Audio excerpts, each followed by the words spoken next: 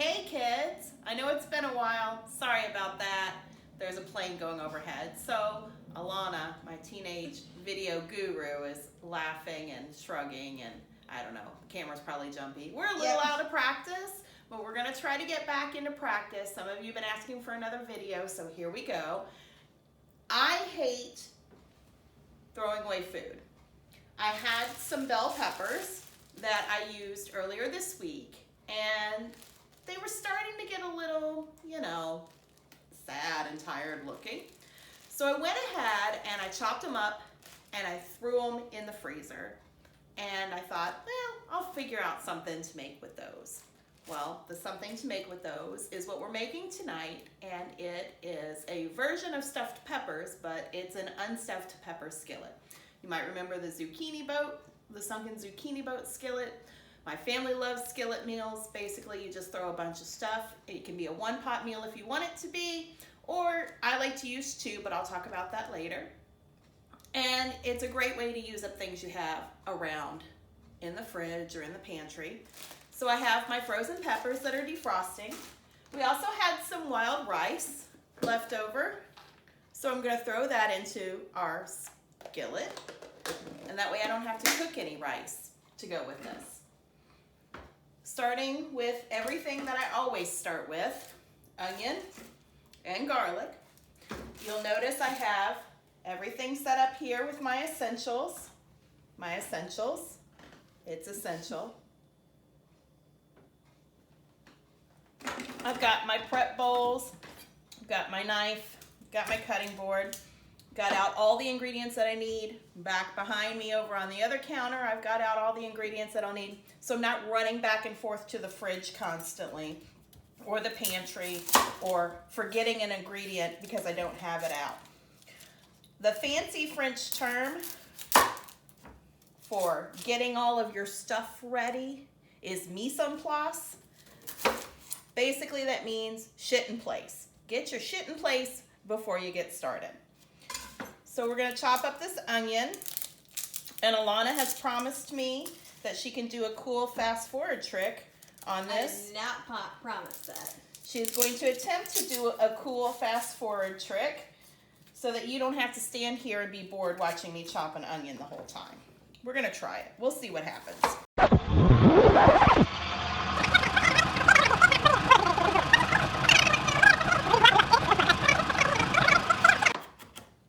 Okay, so I'm not crying because I missed you guys. I'm crying because of the onions, so I apologize for that. Just chopping up some garlic. Again, with me and garlic, if it calls for 1 clove, I'm probably going to put 4. This was all the garlic I had left in the house, so tomorrow it might be a national tragedy on our hands if I don't go to the store and get some more. All right, so that's good enough. Again, making my life easier using those leftover previously chopped up peppers. So now I have my mise en place, which is my stuff in place. You like that better, right, Alana, since I didn't curse that time? Mm-hmm. Okay. My 15-year-old has higher moral standards than I do. It's okay, though. I raised her right. Maybe. Let's go over here and see what we're going to do on the stove. Moving the train over here. So right now I have, again, this can be a 1 skillet meal, but I prefer to do it in 2. That way I can speed up the process a little bit. I can get my veggies going in 1 pan while my meat's going in another, and then I'll just add my meat in later. I can also do a really good job of seasoning this way because I can season separately. I can season up my meat and I can season up my veggies. And then once they're together, I can see what else we still need. So I have my ground beef getting ready to do some cooking here. It's trying. This burner is a little smaller than this one, but everybody's favorite burner is the big front right burner on the top of the stove. So I have to do most of my work in the favorite burner. In this ground beef though, while it's doing a little thing, doing some cooking, I'm gonna put in a little bit of salt, A little bit of pepper. A lot of pepper, whatever. I'm going to put in a little onion powder. Yes, I know I just chopped up onions, but it's adding layers of flavor. A little bit of garlic powder, same thing. All right, and then I have some other seasoning I'm going to add a little bit later. So now on this side, I'm going to start sauteing up my veg. So I've got some olive oil going in, about a tablespoon or so. Again, we don't really measure, we just eyeball it.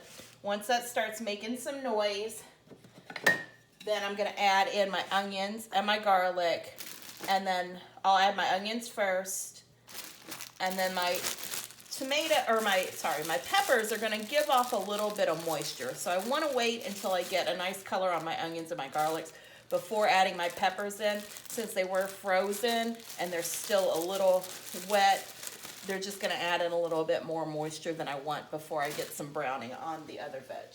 All right, we're back over here at the cutting board while the rest of that's cooking a little bit, and I'm going to talk to you again about using what you have in your fridge and about preservatives. I buy cheese in the brick, not pre-shredded. Pre-shredded has stuff in it to keep it from caking.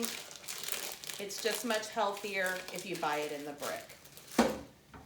Trick for you. Take your box grater, lay it on its side. I'm just going to use the large holes to shred up this cheese because it's all going to melt anyway. And you just rake it down the side of the box grater. The cool reason that you put it on its side like this is you can pick it straight up and then dump it right into your bowl without having to scoop repeatedly off of your cutting board. Just watch your fingers because a box grater will cut. It's not as terribly sharp as my cooking knives, but it'll still cut you, so be careful. This is Colby Jack. You can use mozzarella, you can use cheddar, you can use pretty much whatever you have on hand. This is going to be on top of our unstuffed skillet.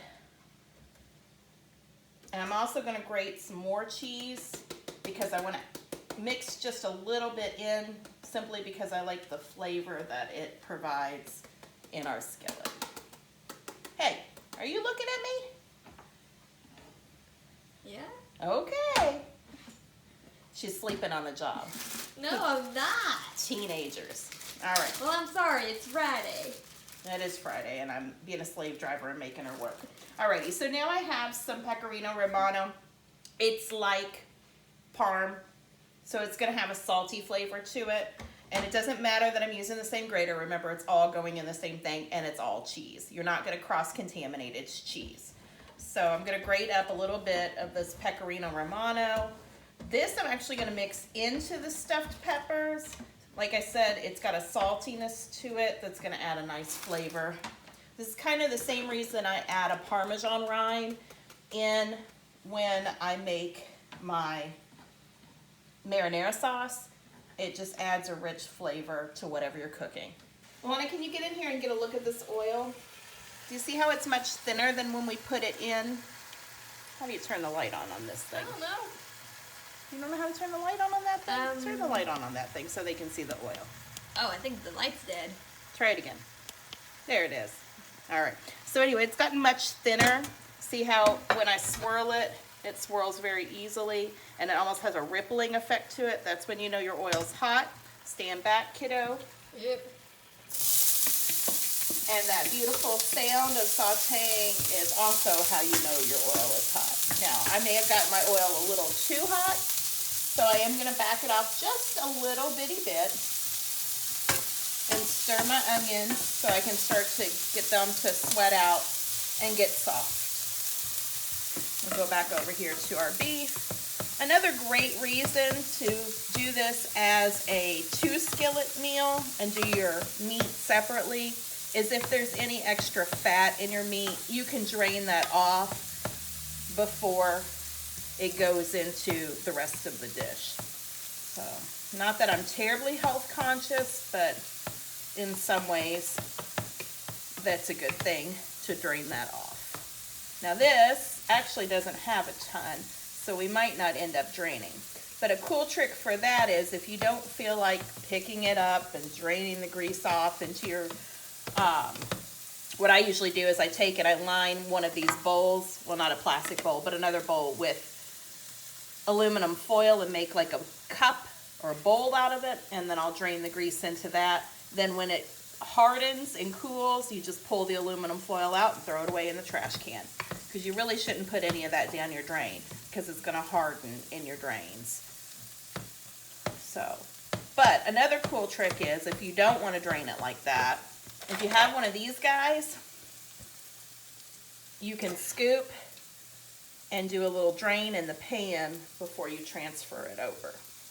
So that's probably the tool we're going to use today. Alrighty, my onions are starting to get a little bit of color on them. They look pretty. Smell them. They smell good too, don't they? Yeah, they're starting to caramelize a little bit because that heat was high. You don't have to get them caramelized, but if they do, it just means that they're going to have some extra flavor to them, and that's delicious. Alrighty, now I've added my 500 cloves of garlic. Remember, the garlic will burn quickly, so keep it moving. And like I said, those peppers, they're gonna have some, stop stealing the cheese, you think I didn't see you. The peppers are gonna have some moisture, so now that I'm okay with how my onions and garlic have sauteed up, I can add these semi-thawed out peppers in there. What you're hearing there is because the moisture and that's evaporating, that water is evaporating off of there. But we'll let those cook a little bit because they were raw when I put them in the freezer, so they do need to cook down a little bit. Okie doke, we're back. I've turned my meat off, it's brown. It doesn't have a ton of grease in it, so like I told you earlier, I'll use my nice little scoopy thing when we're ready and get that out of there. My peppers have stopped sizzling and putting off a ton of steam. They're still cooking and I still want them to cook down just a little bit, but now's the point where I can start adding some seasoning. Stuffed peppers usually have a little bit of an Italian feel to them, so I'm going to add some Italian seasoning. This is just a bunch of herbs. If you have oregano, basil, parsley, you can just throw those in instead. That was about a tablespoon. Might do just a little pinch more. Now, I'm going to add some salt and pepper to this too. What's going to happen when I add the salt is that it's going to cause the vegetables to release even more water or liquid, and that's okay. Because remember, we're going to add some rice in here, and even though my rice is already cooked, we're going to need it to kind of rehydrate a little bit. Now, if you were using rice that wasn't cooked, this would be a longer process, and you can do it, but what I would suggest is throwing your rice in about this time, toasting it up in the oil a little bit, and then you're going to add some broth to it, and you're going to have to let it cook for the amount of time that you would let that rice cook. So to make it easy, if you have some rice that you've already cooked for another dinner hanging out in the fridge, just go ahead and throw in that other rice. Now, I do have some beef bouillon out here, and as I'm going, if this doesn't taste beefy enough, I might add some. I also have some Worcestershire sauce, Worcester sauce, Worcester sauce, I don't know how you say it. There's a really hilarious meme that cracks me up and almost makes me pee myself every time I see it about Worcester sauce or Worcestershire sauce. You should try to find it. So I'm going to add a little bit of that. That's just going to add just another layer of flavor.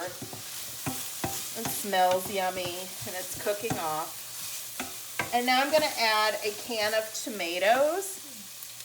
I have fire roasted. Again, anytime that you're adding another layer of flavor, you could add regular tomatoes if that's what you have. That's not a problem.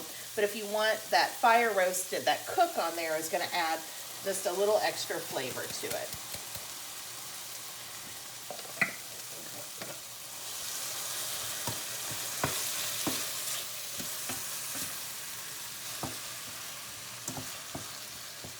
Now I don't want this to be soupy, but again, I do want to rehydrate that rice a little bit when I add it in. And there's always some goodness left in the can. So what I'll do is I'll add just about a quarter of a cup, just a little bit of water in there, swirl it around and add it back in, just to add a little extra moisture in here. I've added the rice in and I'm giving it a nice stir, trying to get it all underneath of the broth so that it starts to rehydrate and get yummy. I'm gonna go ahead and do some draining on my beef. Remember, we seasoned this up. We're gonna try to get some of the oil off of it so that it's a little healthier for us. Although after I put all this cheese in here, who knows how healthy it's really gonna be. You don't have to use wild rice. I used that because it was what was left over from another meal.